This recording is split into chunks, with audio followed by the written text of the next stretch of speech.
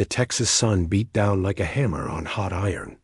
It baked the dirt in the makeshift corral and made the air over the pens shimmer. This wasn't a place for good things. The smell told you that a sour mix of scared animals, unwashed bodies, and cheap whiskey. Zeke stood at the back of the crowd, his own shadow his only company. He was a cowboy, or what was left of one. His boots were scuffed through, his jeans thin at the knees. His last horse had gone lame 2 weeks back, and he'd sold his saddle just to eat. Now, all he felt in his pocket was a single, worn silver dollar and a hole where his pride used to be. He was here because a man at the last saloon said there was work. But this wasn't a job auction. This was something else. His stomach turned as he watched. A man on a wobbly crate shouted numbers. The people he was selling weren't livestock, but they were being treated just the same. They were natives, people from the plains, now prisoners. Their eyes were flat, looking at nothing. Some men in the crowd bid loud, laughing, wanting strong hands for field work or hard labor. Zeke wanted to leave, but his feet felt stuck in the dust. He felt shame just for watching. Then, the man on the crate pushed forward a woman. She was different.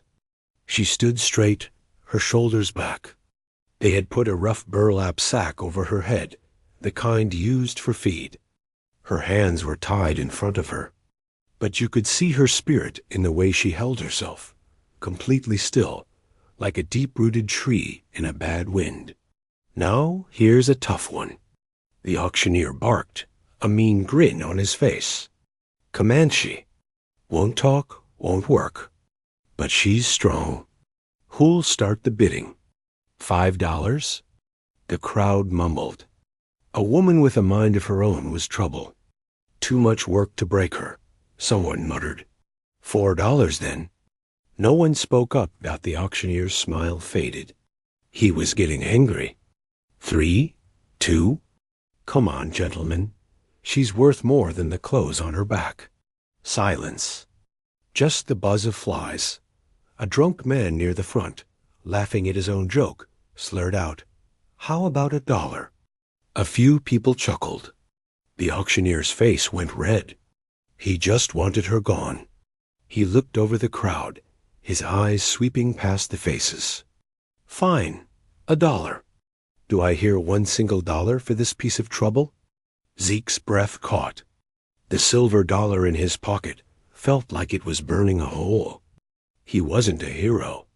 He was broke and tired. But the sight of that woman, standing there with a sack on her head while men laughed, it made something hot and angry rise in his chest. This wasn't right. It wasn't about buying a person. It was about stopping this, right here, right now. His hand moved before his mind could catch up. He stepped forward, his boots kicking up a little cloud of dust. Every eye turned to him. His voice came out dry and cracked, barely more than a whisper, but it cut through the quiet. $1. The auctioneer stared, surprised. Then he slammed his hand down. Sold. To the man in the sorry hat. Come claim your problem, mister. The laughter this time was aimed at Zeke. He felt his ears burn as he walked forward. He didn't look at the men. He kept his eyes on the ground until he stood before the auctioneer. He pulled the silver coin from his pocket, his last coin, his last bit of anything in the world. He dropped it into the man's greasy hand. Her papers, the auctioneer said, shoving a stained piece of paper at him. Then he turned and grabbed the rope tied to the woman's bound wrists. He thrust it at Zeke. Good luck. You'll need it. Zeke's fingers closed around the rough rope. He looked at the woman. She hadn't moved. The sack over her head was awful to see. He led her away from the corral, away from the laughter and the stink. She walked behind him, not pulling, not resisting, just a silent, covered shadow. They walked for maybe a mile, until the town was just a smudge behind them, and the only sound was the dry grass whispering in the wind.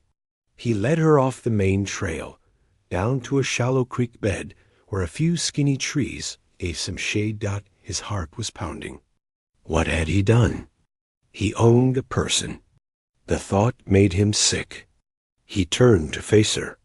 He swallowed hard, his mouth dusty. I'm not going to hurt you, he said, knowing she probably didn't understand a word.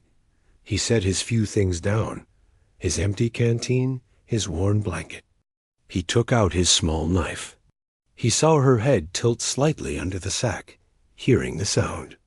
He moved slowly, making sure she could see his hands. He reached out, not for her, but for the knot at her wrists. He sawed gently at the rough rope until it fell away. Her hands came free. She brought them together slowly, rubbing the raw marks on her wrists. Then, carefully, Zeke moved to the sack. He found the knot at her neck. His fingers fumbled, clumsy with nerves.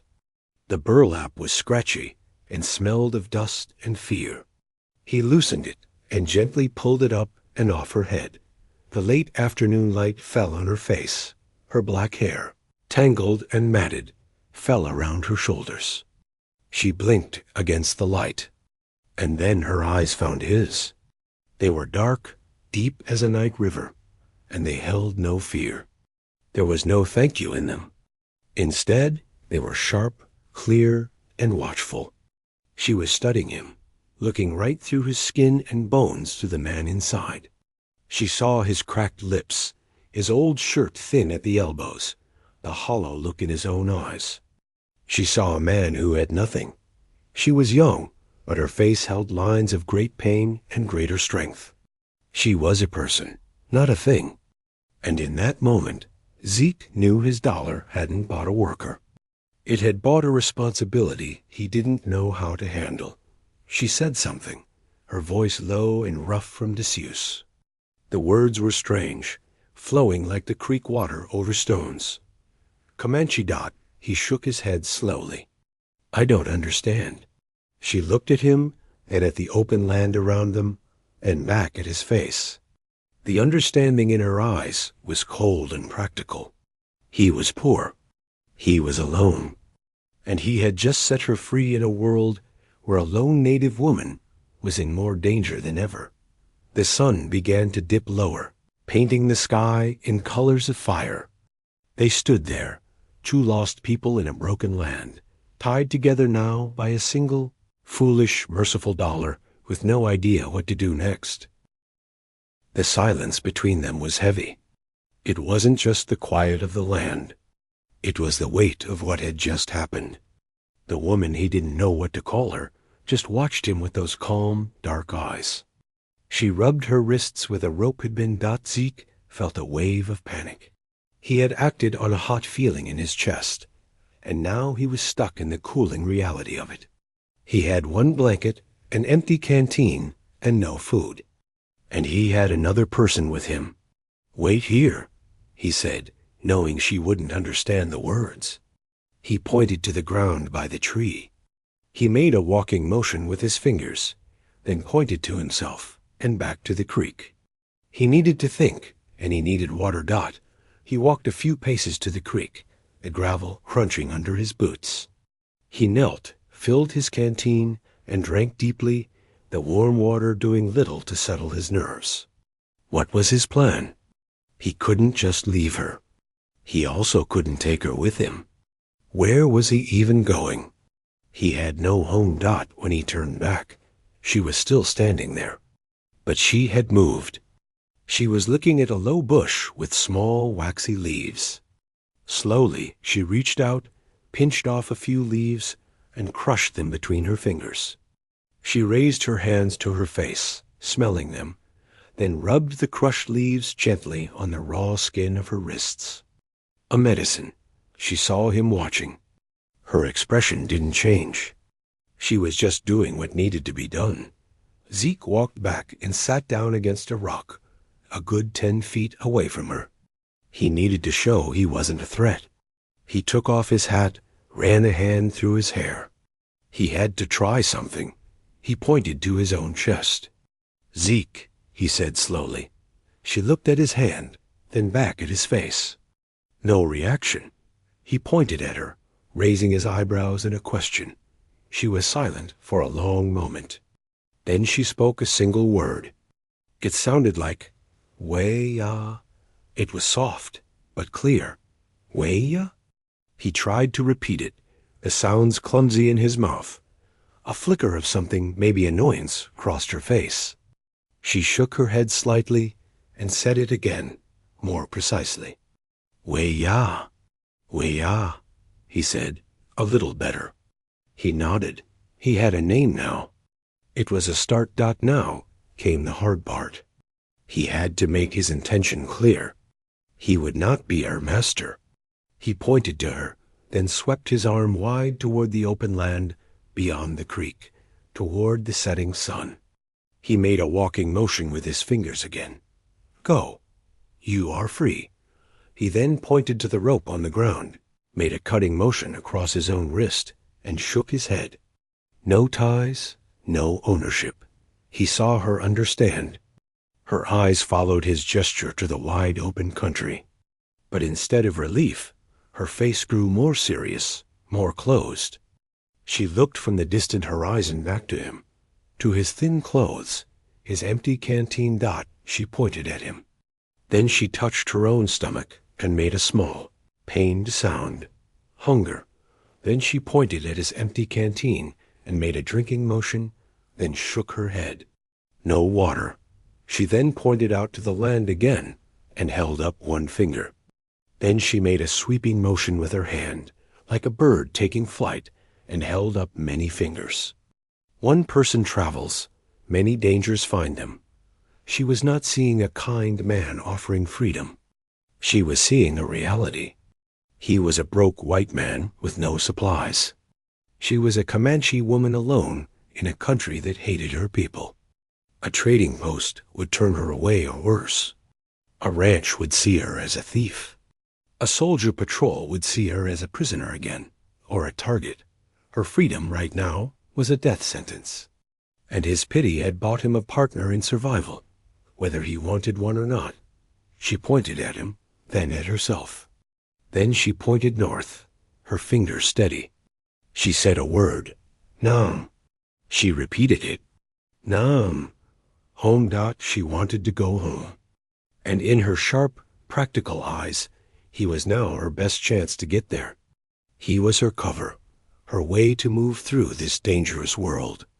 And maybe, just maybe, she was his way to survive it. Zeke let out a long, slow breath. The last of the sun was glowing on her face. She was waiting for his answer. He had no map, no horse, no money, and no plan. All he had was a new name to remember and a choice. He could walk away right now. Leave her here.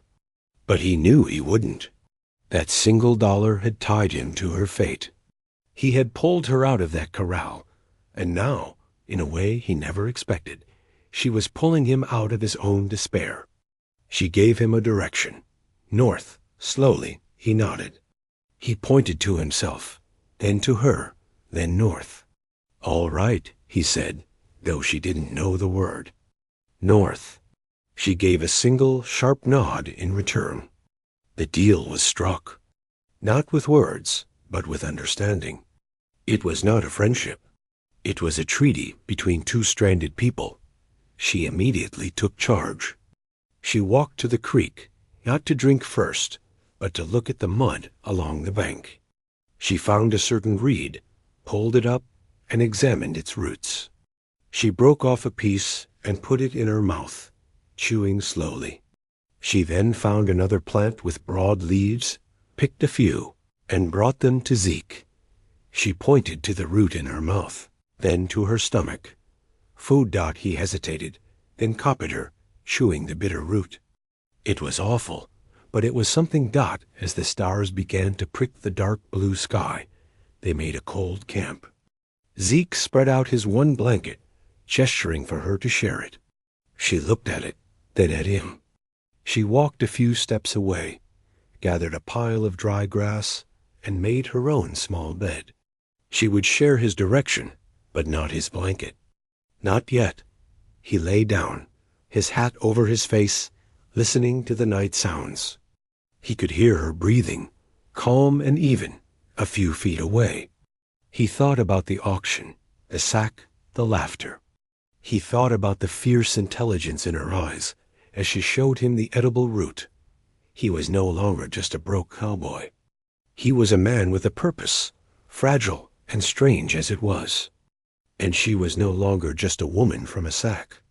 She was Wea, a person with a home in her heart, and now, against all odds, she was his guide. The morning came cold and gray.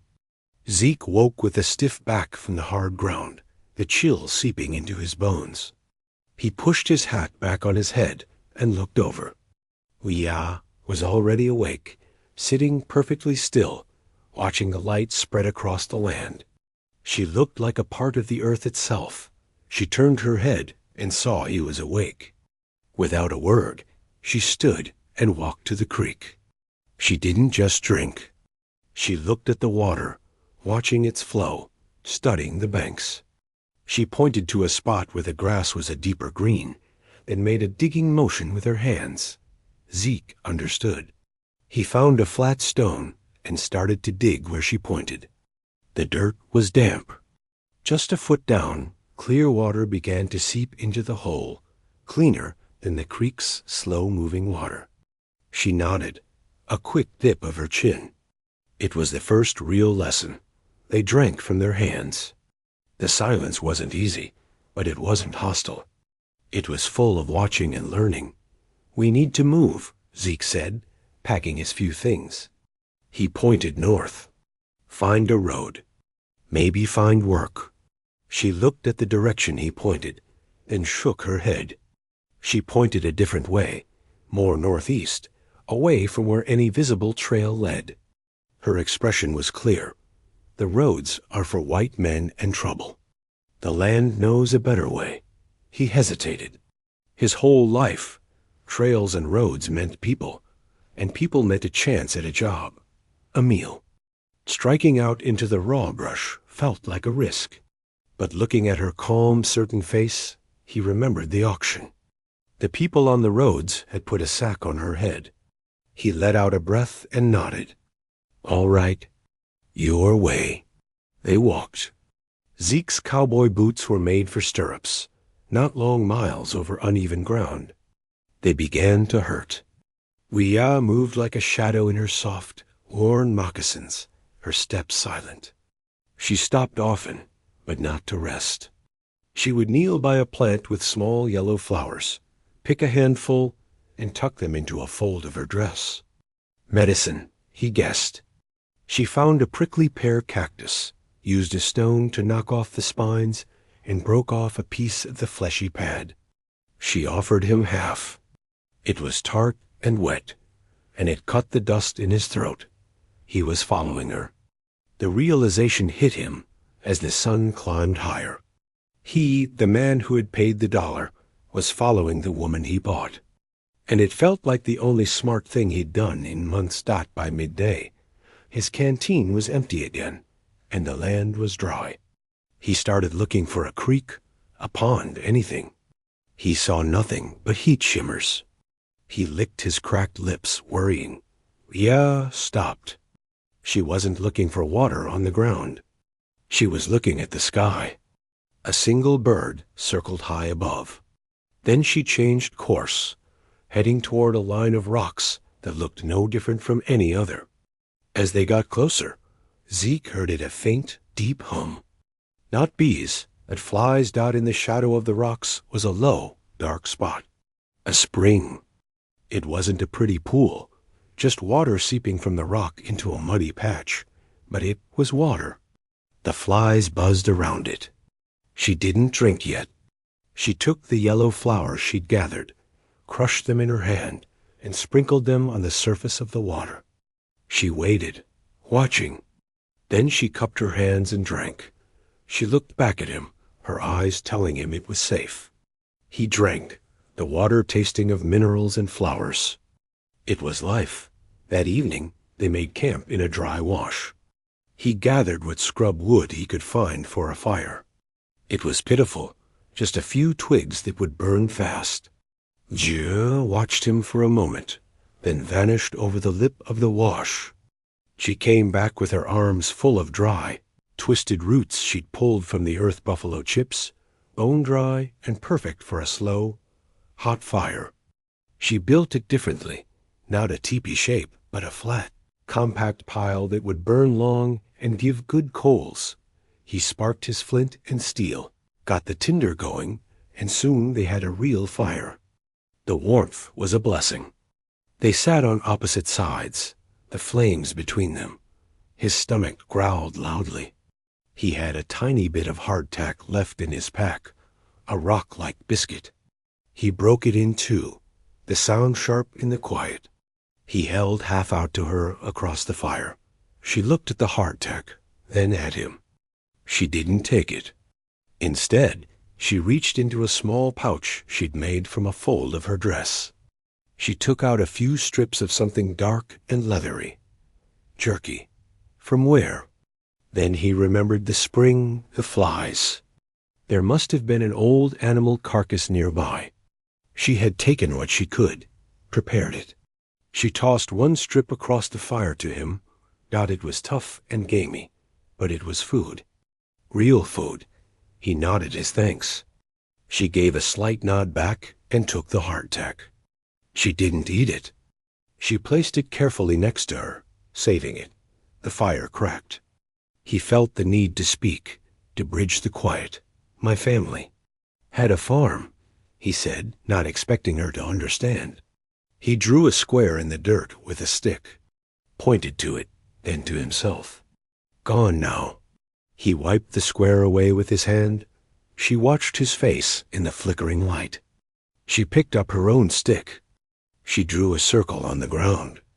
Then, inside it, she drew 3 smaller shapes. She pointed to the small shapes, then to her own heart. Her face, usually so strong, seemed to soften and harden at the same time. Then she took the stick and slashed it through the circle, scattering the dirt. Gondot, he understood. She had a family, a home, children, and it was broken. Just like his, they weren't so different. The fire seemed to burn a little brighter with that knowledge. The next day, as they walked, he pointed to things. Rock, he said. She would listen, then say the word in her language. It sounded like T-A. He repeated it. He pointed to a hawk circling. Bird. Her word was smoother, like pitsy. He tried to say it dot in return. She would point to things and wait for him to say the English word. She practiced silently, her lips moving without sound. Water, tree, walk. It was a slow, quiet game that filled the miles.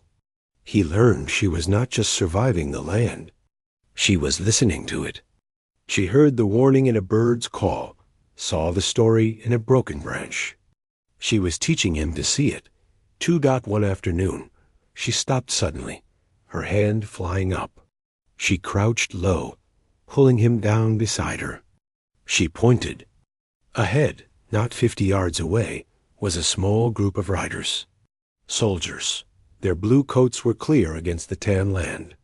They were moving slow, scanning. Zeke felt a cold fear. He had her papers, but would they care? Would they take her anyway? Weeha's breathing was steady, but her eyes were like flint. She pointed to a thicket of chaparral. They moved back, silent as smoke, and hid in the thorny brush. They waited for an hour after the riders passed. When it was safe, she looked at him, and for the first time, he saw something new in her eyes. It wasn't just practical trust. It was the look of someone who knows you have just shared a danger. A partner. That night, by the fire, she spoke first. She pointed to him. Zeke, she said, his name awkward but clear in her voice. Then she pointed to the North Star, burning bright above them. Nam, she said, her voice full of a longing so deep it hurt to hear. Home. He pointed north with her. Home, he said in English. Then he pointed at her, and then at himself. "We go." It was a promise. She looked at him for a long time. Then, very slowly, she reached across the space between them. Not to touch him, but to take the piece of hardtack she'd saved.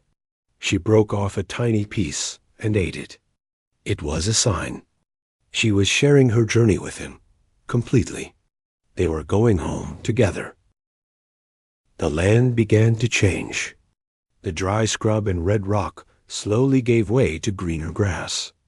The air felt different, heavier, with the smell of damp earth and more trees. Weeah's steps changed too. They became slower, more deliberate. She wasn't just walking now. She was remembering. Her eyes scanned every hill, every bend in the river they followed. With a painful kind of hunger, Zeke could feel the tension growing in her. The quiet woman who spoke with her hands became even quieter. Sometimes she would stop and just stand, her eyes closed, listening to the wind as if it carried voices. After weeks of travel, they crested a long, rolling hill. Below them, the land flattened into a wide, green valley. Clustered near a slow-moving river were dozens of simple structures, lodges made of hide and canvas, smoke rising from cook fires.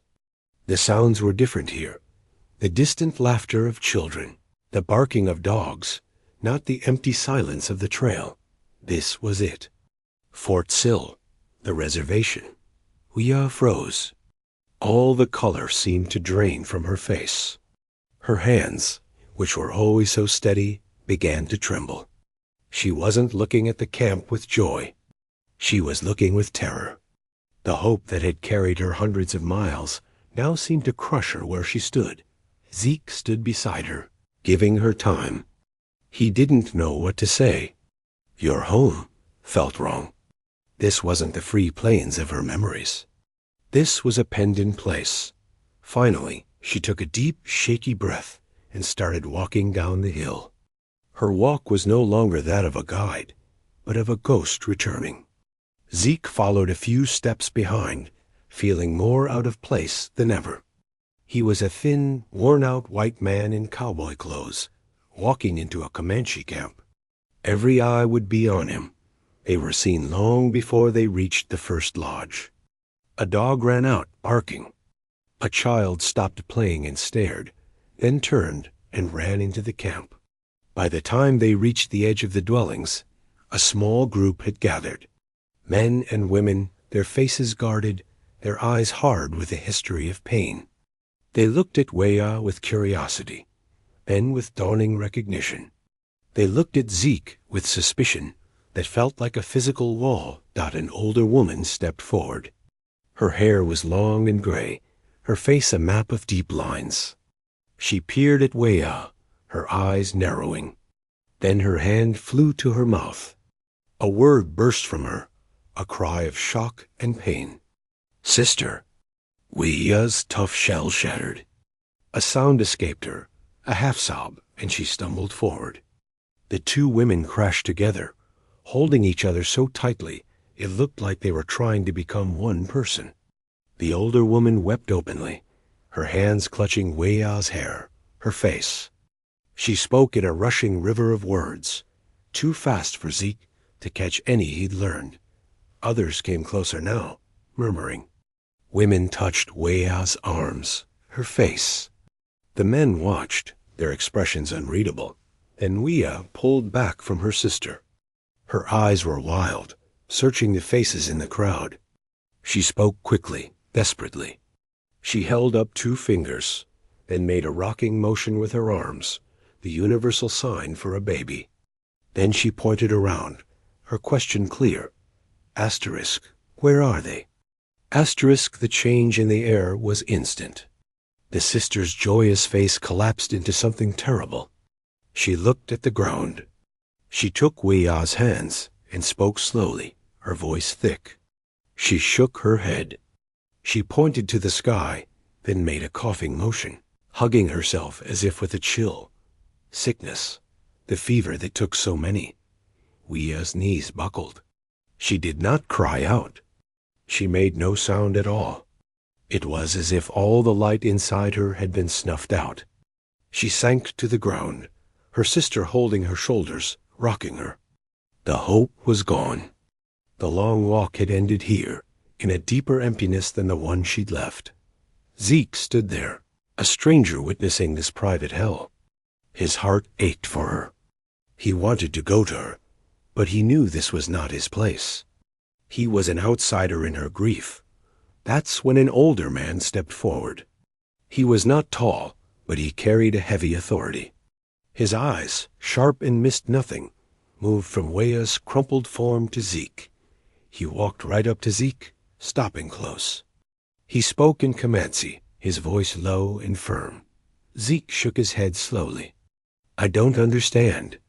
The man looked him up and down, his worn clothes, his honest face, the way he stood back respectfully. The man called out to Wea.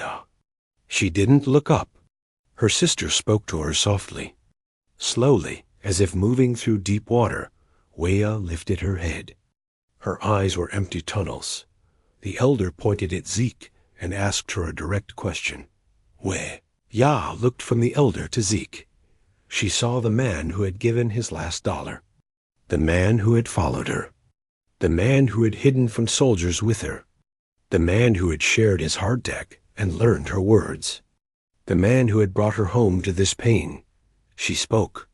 Her voice was flat, broken, but clear. She did not speak for long. But as she spoke, the elder's hard stare changed. He glanced at Zeke with new interest, then pity, then something like respect. When she finished, the elder turned back to Zeke. He spoke in careful, broken English, piecing the words together like stones. "You? Buy her?" he asked, the word buy ugly in the air. Zeke's stomach tightened. He looked at Wea, then back at the elder. He chose his words with care, speaking the truth they had built on the trail. "No, sir. I found her lost. She was my guide. She brought me here." The elder's eyes narrowed, seeing the lie that was truer than fact. He asked Wea another short question. She answered, her eyes now on Zeke. She nodded slowly. The elder was silent for a long time. The camp waited. Finally, he spoke to Zeke again, his English slow but powerful. She says, "You have a good heart. Under the white man's dirt." He almost smiled. "She says you have no herd, no land. Your spirit is homeless." He paused, letting the words hang in the air. Then he gestured to the camp, to the people, to the ground beneath them. "You help her come home. Now you are here. Stay. You are her brother now. This is your place." The words hit Zeke like a warm wind. He looked at Wei. She was still kneeling in the dust, her world in ashes. But she was looking back at him. And in her eyes, through the immense grief, there was a flicker. It was an invitation. It was a shared understanding. They were both lost. They were both found. They were family. He didn't know what to say, so he just did what felt right. He looked the elder in the eye, and he nodded. It was the most important agreement of his life, made without a single dollar. Time passed, not in days, but in seasons. The green grass of the valley turned gold, then brown, and then was covered with a thin blanket of frost. A small, simple structure stood a little apart from the main lodges. It was a strange mix, a trapper's cabin in its bones, but with hides stretched over the frame for extra warmth, and a smoke hole cut in the roof like the old ways. It was a home built by two worlds. Inside, Zeke worked by the firelight. He was repairing a bridle, his hands now more familiar with the leather and sinew than they had ever been with a deck of cards. He was still thin, but the hollow look was gone from his eyes. He was quieter, more at peace. The people here called him Quiet Walker, a name that fit him better than his own ever had. Outside, Wea tended a small garden plot. It was her sister's idea. In it, tough native squash grew next to a few precious stalks of corn she had traded for. And in the center, protected by a ring of stones, were 2 young peach tree saplings. Zeke had mentioned them once, a memory of his family's failed farm. An old trader passing through had, weeks later, had them for barter. She had traded her finest beadwork, worked on during the long winter nights, for them. She never told Zeke what she'd given up. She watered them now, her movements calm. The crushing grief for her children was still there, a stone in her heart. But it was not the only thing there anymore. She had her sister. She had her people. And she had the quiet man in the cabin who had become her brother. The sound of horses broke the afternoon calm. Not the soft ponies of the camp, but the sharp, shod hooves of cavalry mounts. A small patrol of 3 soldiers rode into the edge of the settlement, their blue coats bright and official. They moved slowly, looking around without real interest. Routine. Zeke heard them and stepped outside, wiping his hands on his pants. He stood beside Weah, not in front of her, but with her. The leader, a lieutenant with a sun-reddened neck, guided his horse over. He looked down at the 2 of them, at the mixed cabin, the garden. His eyes held the casual contempt of a man who thinks he knows everything. "Afternoon," the lieutenant said, his voice tight. His eyes lingered on Weah, then snapped back to Zeke. "You, the white man living here?" "I am," Zeke said, his voice even. The lieutenant nodded, a smirk playing on his lips. He'd heard stories. "Cade, isn't it? I think I remember you. Used to see you around the Colorado River country. Down on your luck." Zeke said nothing. The lieutenant's smirk grew. He couldn't help himself. The joke was too good to keep. He hooked a thumb toward Way. "Heard a funny story about you back in San Anton. Heard you got the best deal of any man out here." He leaned forward in his saddle, his voice dropping to a mocking whisper the whole camp could hear. "Heard you bought yourself a Comanche squaw for a $1. The words hung in the air. Ugly and poisoned. Zeke felt a hot flare in his chest, the old anger. But before it could take hold, he felt a change beside him. Weah had gone very still. Not the stillness of fear, but of a mountain before a storm. She slowly placed her watering gourd on the ground. Then she straightened up. She did not look at the soldier. She turned her head and looked directly at Zeke. Her gaze was clear and fierce. It was not a look that asked for defense. It was a look that reminded him of who they were. It said, "Listen to your own truth." The lieutenant, confused by her reaction and Zeke's silence, pressed on. "That true, Cade? $1 for a woman? Might be the only smart deal you ever made." Zeke took a deep breath. He looked away from the lieutenant's sneering face and looked at their home. The hide and wood cabin. The garden with its 2 worlds growing together. The peach trees, a memory she had planted for him. He thought of the long walk north, the shared hunger, the silent language they had built. He thought of the terrible grief by the river and the shared space they had built around it. He turned back to the lieutenant. All the anger was gone, replaced by a calm so deep it felt like stone. When he spoke, his voice was low, but it carried. "You're mistaken," Zeke said. The lieutenant blinked. "Mistaken?" "Yes, sir," Zeke continued, his eyes steady. "That's not what I bought." "Then what, in blazes, did your dollar buy?" The lieutenant scoffed. Zeke looked at Weah. A tiny, almost invisible smile touched her eyes. He nodded, just slightly. Then he faced the soldier again. "For $1, Zeke said, each word deliberate, "I bought my way into a family. I bought a teacher. I bought a path home when I was lost." He paused, letting the man hear the truth in it. "That woman there saved my life more times than I can count. She is my sister. So you see, you have it backwards." He took a step closer to the horse, his gaze holding the lieutenant's. "I didn't buy her. I'm the one who was saved." The lieutenant's smirk was gone. His face was blank with confusion, then red with embarrassment. He had come to poke fun at a broken cowboy and his bargain. He found instead a man standing on solid ground he did not understand. He looked at the two of them, side by side, united in a way that made his uniform and his authority feel small and silly. He cleared his throat, muttered something about carrying on, and tugged his horse's reins. The patrol turned and moved away, back toward the road, their backs stiff. Silence returned to the clearing. The wind rustled the leaves of the peach trees. Weah finally moved. She picked up her watering gourd. She didn't say anything about what had happened. She simply pointed to the cabin with her chin and spoke in the mixed language they used now. "Fire is low."